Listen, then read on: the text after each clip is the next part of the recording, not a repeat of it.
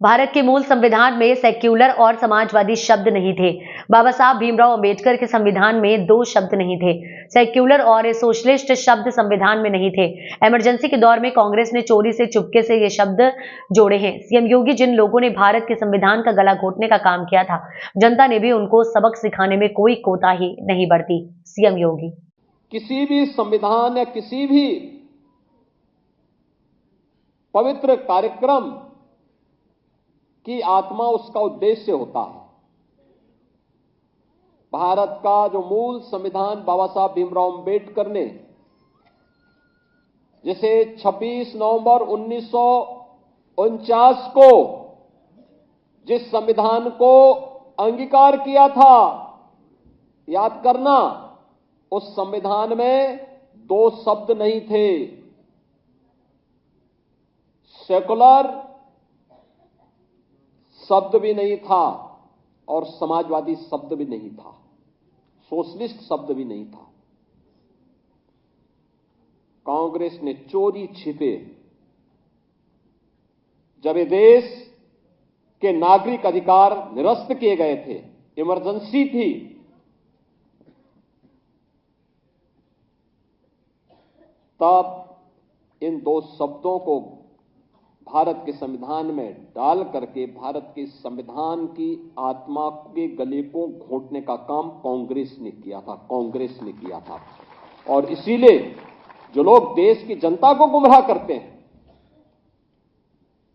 उन लोगों को बताए जाने की आवश्यकता है कि देश के प्रति इनकी भाव क्या है। इनका चेहरा लोकतांत्रिक दिखता है, लेकिन वास्तव में लोकतांत्रिक नहीं।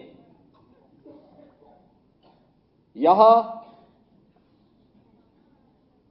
अपनी उस तानाशाही फांसीवादी मानसिकता के तहत काम करने वाले लोग हैं, और जब भी इनको अवसर मिलेगा, ये लोग इससे पहले 1976 रहा, 1975 रहा हो, या फिर भारत के बाहर जाकर के भारत के अंदर बाबा साहब भीमराव अंबेडकर के द्वारा सामाजिक रूप से दलित, अति पिछड़ी जाति के लोगों को मिले हुए इन संवैधानिक अधिकारों से वंचित करने के बारे में किस प्रकार की टिप्पणियां ये लोग करते हैं, ये आज किसी से छुपा हुआ नहीं। और इसीलिए मैं आज के इस अवसर पर आप सबसे कहना चाहूंगा कि बाबा साहब भीमराव अंबेडकर की धरोहर जो संपूर्ण भारत को, 140 करोड़ भारतवासियों को एकता के सूत्र में बांधता है, वह है भारत का संविधान। इस भारत के संविधान का संरक्षण करना हम सबका दायित्व है, और याद करना, इसका सबसे अच्छा रास्ता है कि भारत के संविधान के द्वारा भारत के प्रत्येक नागरिक के लिए तय किए गए उसके मूलभूत कर्तव्यों का अगर हम पालन करेंगे, तो यह बाबा साहब भीमराव अंबेडकर के प्रति, भारत के संविधान निर्माताओं के प्रति और भारत के महान स्वाधीनता संग्राम सेनानियों के प्रति हमारी सच्ची श्रद्धांजलि हो।